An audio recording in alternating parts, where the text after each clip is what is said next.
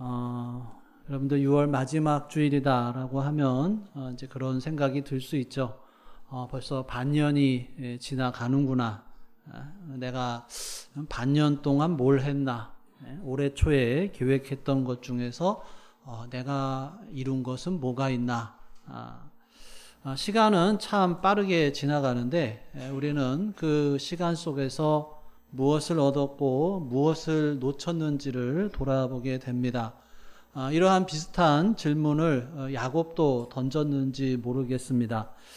오늘 말씀은 창세기 28장은 야곱이 인생의 한 복판, 그것도 아주 위태로운 순간에 서 있는 장면이죠.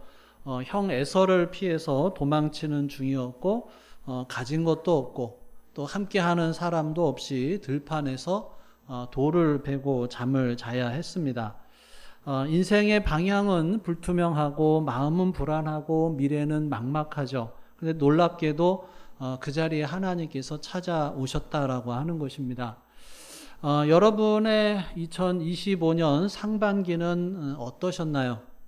오늘 말씀을 통해서 우리가 야곱이 경험한 그 베델의 은혜, 또 하나님께서 주시는 동행의 약속과 또 믿음의 결단을 함께 나누어 보고자 합니다. 자, 10절에서 11절을 다시 읽어보겠습니다. 시작. 야곱이 브엘세바에서 떠나 하란으로 향하여 가더니 한 곳에 이르러는 해가 진지라 거기서 유숙하려고 그곳에 한 돌을 가져다가 베개로 삼고 거기 누워 자더니, 오늘 본문은 야곱의 인생에서 가장 외롭고 고단했던 순간이죠. 아버지 이삭의 축복을 형 에서를 속여서 빼앗은 후에, 그리고 이제 형 에서의 분노를 피해서 외삼촌 라반의 집으로 도망을 치고 있었습니다. 여러분, 집을 떠나서 홀로 낯선 길을 걷는다. 이거는 쉬운 일이 아니죠. 요즘 같이 통신도 잘 돼 있고 교통도 편리하고 이럴 때가 아니라, 이때 당시에는 혼자서 길을 떠난다라고 하는 것은 자기의 생활 주거지, 생활 반경을 떠나서 어디론가 멀리 간다라고 하는 것은 곳곳에 강도의 위협도 있을 수 있고요, 들짐승들의 위협도 있을 수 있고요, 차도 없고 걸어서 가야 하는 쉬운 일이 아니죠. 그날 밤은 정말 야곱에게 광야와 같은 길이다라고 하는 거예요. 더군다나 혼자서 갑니다. 자, 11절에 보면은 해가 져서 한 곳에 이르러 거기서 유숙하려고 돌 하나를 가져다가 이 베개를 삼았다라고 하는 거예요. 이 구절에서 야곱의 상황이 얼마나 열악하고 처량했는가를 볼 수가 있어요. 은호야, 졸려? 은호 혹시 캠핑 가봤어? 거기 가서 뭐 베고 잤어? 침낭 베고 잤지. 그래. 혹시 돌베개 베본 적 있어? 돌멩이 베본 적 있어? 없어? 돌멩이를 갖다가 머리에 대고서 잠을 잔다라고 생각을 해보세요. 저는 몇 번 돌멩이 베고서 이렇게 자본 적이 있는데 굉장히 불편해요. 아프고 불편하고. 근데 야곱은 너무나도 지치고 피곤해서 그런 돌을 베고서라도 잠이 들어야 했다라고 하는 거죠. 그러니까 돌베개는 편안함과는 거리가 멉니다. 야곱은 침낭도 없었고요, 이불도 없었고, 함께할 사람도 없고, 그냥 차디찬 돌을 베고 누워야 했죠. 인생의 어둠이 짙게 들어진 그 순간에 전혀 예기치 못한 근데 은혜를 경험을 하죠. 우리도 지난 반년의 시간을 돌아보면 우리들의 삶에도 이런 광야의 밤이 있었을 것입니다. 몸도 아프고 마음도 지쳐서 돌베개를 베고 있는 것 같은 시간, 사람들에게 이해를 받지 못하고 홀로 남겨진 것 같은 그런 외로움과 또 미래에 대한 불안과 또 경제적인 걱정에 우리를 짓눌렀던 시간들이 있을 것입니다. 자, 그런데 오늘 말씀은 그런 우리들에게 광야 한복판에서도 하나님은 결코 우리를 떠나지 않으신다라고 하는 것을 보여주죠.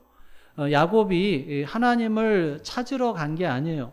뭐 예배를 드리러 간 것도 아니고 도망 중이었고 그 밤에는 그냥 잠자리에 들었을 뿐입니다. 그런데 그런 야곱에게 하나님이 찾아오신 거예요.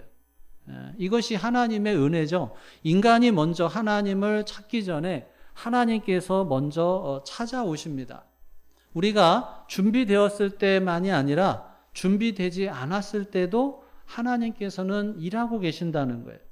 야곱이 잠든 시간에 하나님께서는 그의 인생을 향한 계획을 드러내십니다. 우리가 지난 반년 동안 겪었던 광야의 시간들, 그 속에 숨어 계셨던 하나님의 손길을 우리는 다시 돌아봐야 합니다. 내가 다 알지 못하고 내가 다 깨닫지 못했을지라 할지라도 하나님은 그때도 일하고 계셨다라고 하는 거예요. 우리의 실패 속에서도 우리의 어려움 속에서도 하나님께서는 계속 일을 하시면서 하나님의 뜻을 이루어 가고 계셨다라고 하는 거예요. 야곱이 그렇게 힘든 시간을 보내고 있을 때 하나님께서 하늘의 문을 여십니다. 그 자리가 아무것도 없는 황량한 들판이지만 하나님께서 그곳에 임재하시는 순간에 거룩한 장소로 변해요. 이 야곱이 나중에 고백을 하죠. 16절에 보면 여호와께서 과연 여기 계시거늘 내가 알지 못하였도다. 사랑하는 여러분, 이 고백이 우리의 고백이 될 수 있기를 간절히 바랍니다. 우리들의 삶이 아무리 이 돌베개 같은 현실이라 할지라도 하나님께서 그 자리에 계신다는 거예요. 우리가 모르는 사이에도 우리를 붙들고 계셨고 인도하고 계셨다라고 하는 것입니다. 이것이 지난 반년 동안 우리에게 부어주시는 하나님의 은혜예요. 눈물 속에서도 불안함 속에서도 하나님은 여기 계셨고 지금도 여기 계시다라고 하는 이 고백을 할 수 있는 믿음의 눈을 가질 수 있기를 간절히 바랍니다. 자, 12절과 13절을 또 같이 읽겠습니다. 시작. 꿈에 본즉 사닥다리가 땅 위에 서 있는데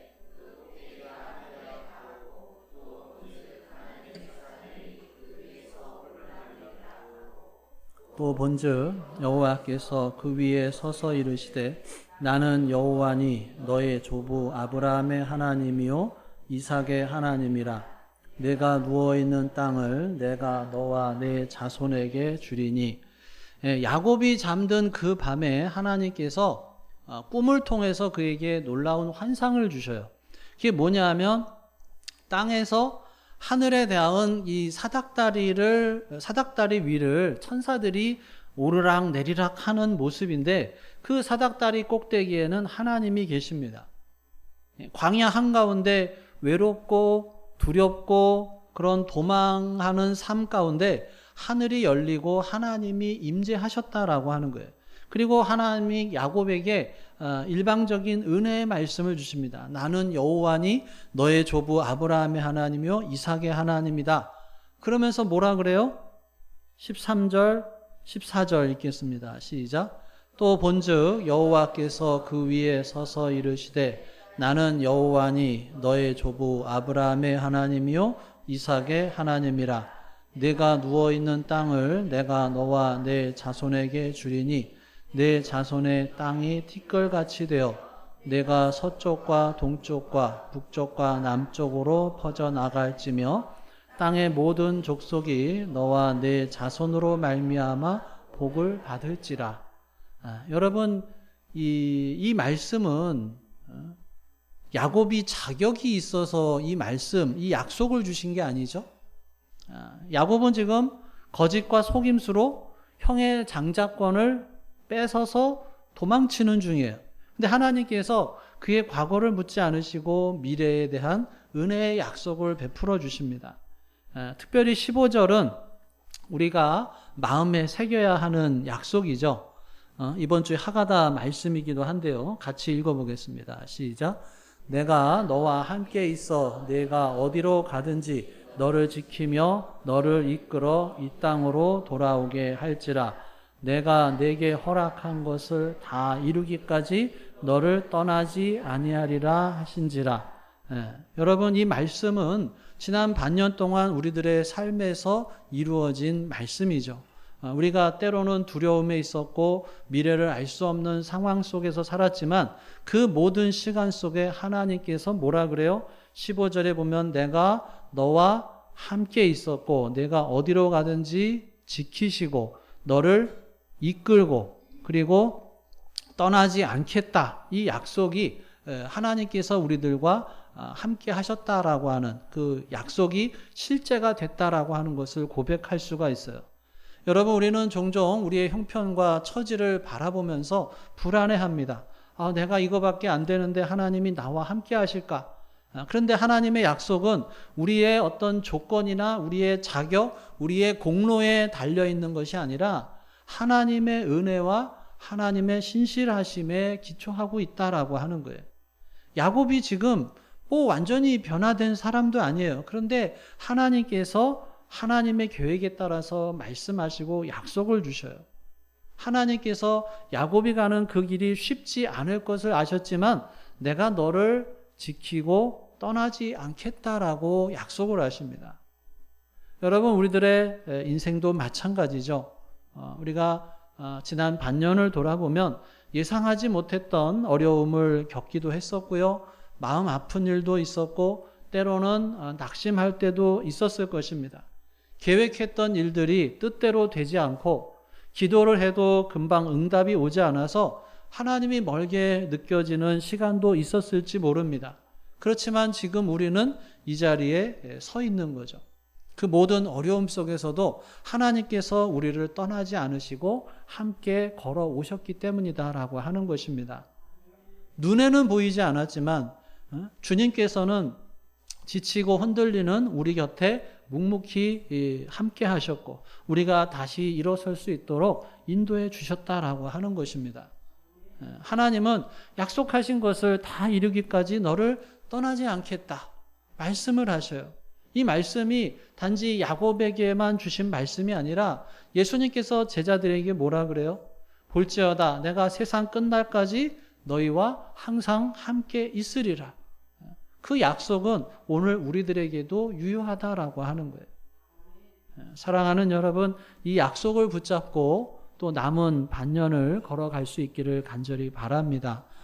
우리는 알 수 없는 길을 걸어야 하지만 함께 하시는 하나님, 지켜주시는 하나님, 또 떠나지 않으시는 하나님이 계신다라고 하는 거예요. 하나님은 야곱에게도 함께 하셨고 우리에게도 함께 하셔요. 지난 반년이 그 증거가 되고 또 앞으로의 반년도 그 약속 위에 살아갈 수 있는 그 믿음을 붙잡을 수 있기를 간절히 바랍니다. 자, 야곱은 꿈에서 깨어난 후에 놀라운 고백을 하죠.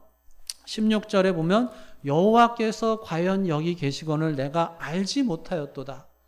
이 한마디는 야곱이 처음으로 하나님을 인격적으로 만났다라고 하는 증거예요.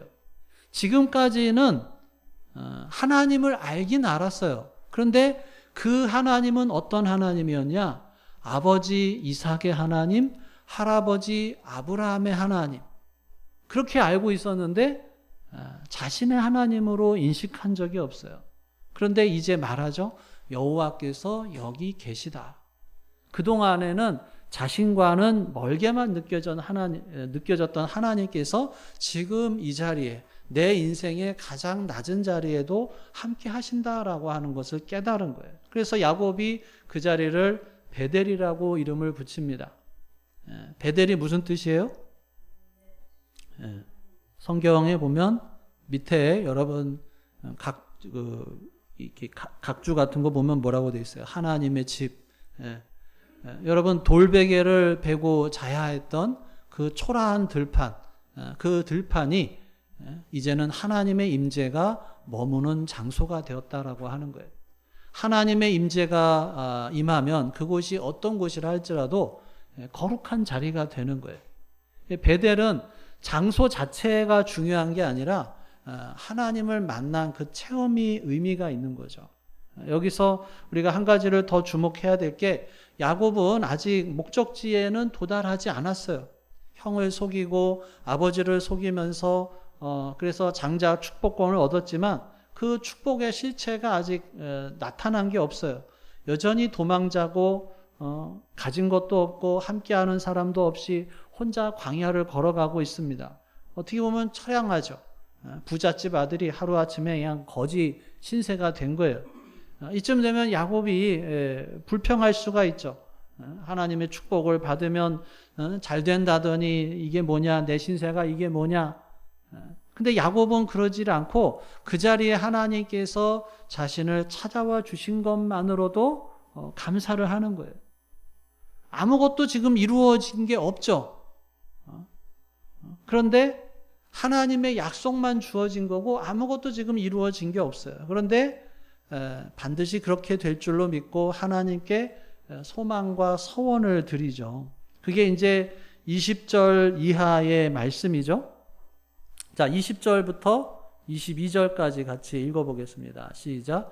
야곱이 서원하여 이르되 하나님이 나와 함께 계셔서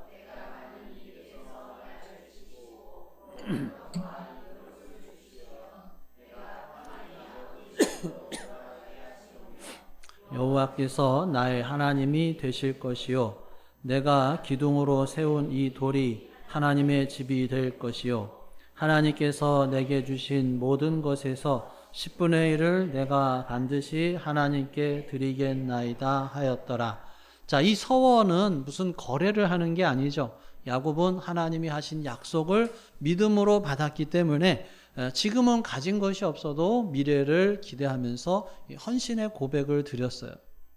여러분, 신앙이라고 하는 것은 결과를 보고 감사하는 것이 아니죠. 아직 아무것도 보이지 않아도 하나님께서 내 삶에 찾아오셔서 함께 하신다. 이것만으로도 감사할 수 있는 사람이 믿음의 사람이죠. 야곱은 그 믿음을 베델에서 고백을 하고 그 고백이 그의 인생을 바꾸는 출발점이 되었다라고 하는 거예요. 우리의 삶도 마찬가지죠. 지금 이 순간 우리는 야곱처럼 아직 아무것도 이루지 못했을 수 있습니다. 계획했던 일들이 엉킬 수가 있고 또 응답을 기대했던 그런 기도가 아직 이루어지지 않았거나 또 내 바람과는 다르게 이루어졌을 수도 있어요. 그렇지만 하나님이 나와 함께 하신다는 것, 그리고 그분이 나를 떠나지 않겠다라고 하는 약속을 주셨다는 것, 그거 하나만으로도 충분하다는 거예요. 그래서 아직은 목적지에 도달하지 않았지만 하나님께서 찾아와 주신 은혜를 감사하면서 우리가 믿음의 결단을 다시 시작하는 그러한 은혜의 순간이 될 수 있기를 간절히 바랍니다. 우리의 인생에도 이 베델의 순간이 있어요. 모든 게 힘들고 어둡고 외롭고 앞이 보이지 않을 때, 그럴 때도 그 자리에 하나님이 나와 함께 하신다. 이거를 깨닫는 순간, 그것이 바로 나의 베델이다라고 하는 거예요. 어떻게 보면 우리들의 신앙은 이 베델에서의 체험에서 시작을 해요. 어떤 교리나 지식만으로 인격적인 신앙이 세워지는 것은 아니고 그것만으로 세워지기는 어렵죠. 하나님을 만나는 자리, 그 체험이 있어야 믿음이 진짜로 출발을 하게 됩니다. 야곱은 베델에서 돌기둥을 세우고 그 위에 기름을 붓습니다. 그 행동은 이제 자신의 삶이 이제부터 하나님께 속해 있다라고 하는 고백이고 하나님께 예배의 삶을 드리겠다는 그 고백이죠. 그리고 그 서원을 통해서 앞으로 얻는 모든 것의 10분의 1을 하나님께 드리겠다라고 고백을 해요. 이것은 그냥 단순히 물질의 약속이 아니라 나의 삶 전체가 하나님의 것임을 인정하는 신앙 고백이죠. 이 야곱이 베델에서 여호와께서 나의 하나님이 되실 것입니다 라고 고백한 것처럼 우리도 다시 한번 고백해야 할 것입니다. 주님, 이제는 내 계획이 아니라 주님의 뜻대로 살아가고 남은 반년도 주님의 손에 맡깁니다.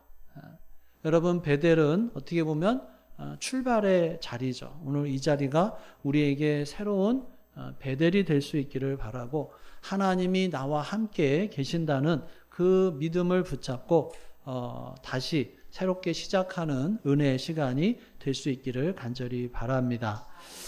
말씀을 정리하면요. 야곱이 인생의 가장 고단한 그런 광야에서 하나님을 만납니다. 외롭고 두려운 그 밤에 야곱은 하나님의 임재와 하나님의 약속을 경험했고 그 자리를 베델이라고 부르면서 그의 삶이 바뀌게 됩니다. 베델은 광야에 핀 은혜의 자리였고 또 하나님의 약속이 들려왔던 자리였고 믿음의 결단이 시작된 자리였다라고 하는 것입니다. 우리도 지난 반년이 광야 같았을 수 있어요. 예상하지 못했던 일들과 또 여러 가지 시험과 유혹, 이 속에서 하나님이 또 멀게 느껴졌을지도 모릅니다. 그렇지만 또 돌이켜보면 그 속에서 하나님이 우리와 함께 하셨고 그 자리를 베델이 되게 하셨다라고 하는 거예요. 이 자리에 이르기까지 우리 수많은 은혜를 입었다라고 하는 것입니다. 우리가 깨닫지는 못했지만 여호와께서 과연 여기 계셨다 하는 고백이 우리의 고백이 되어야 할 것입니다. 이제 남은 반년을 우리가 새롭게 시작하면서 결단해야 할 것입니다. 과거를 돌아보면서 감사하고 앞으로의 길을 믿음으로 걸어가는 것이죠. 내가 다 알지 못할지라도 하나님께서 그 길을 아시고 함께 걸어가 주실 줄로 믿습니다. 야곱에게 하신 약속처럼 내가 허락한 것을 다 이루기까지 너를 떠나지 아니하리라. 그 약속을 붙잡고 우리가 다음 주일은 우리가 맥주 감사주일이죠. 이번 한 주간 동안 우리가 베델의 골방에서 감사함으로 지난 시간을 돌아보시고 또 앞으로의 다가올 또 7월 이후의 시간들, 그 시간들을 우리에게 열어주시는 축복과 약속의 땅이 펼쳐지는 현장이 될 줄로 믿는 믿음으로 나아갈 수 있기를 간절히 바랍니다. 기도하겠습니다. 오늘 주신 말씀 돌아보며 함께 기도합니다. 나에게 주신 말씀이 무엇인지, 또 내가 붙잡아야 할 말씀은 무엇인지, 또 이 시점에서 우리는 하나님께 무엇을 감사하며 또 무엇을 결단해야 할지 다시 한번 우리 마음속에 계시는 성령 하나님의 음성에 귀를 기울여 보겠습니다.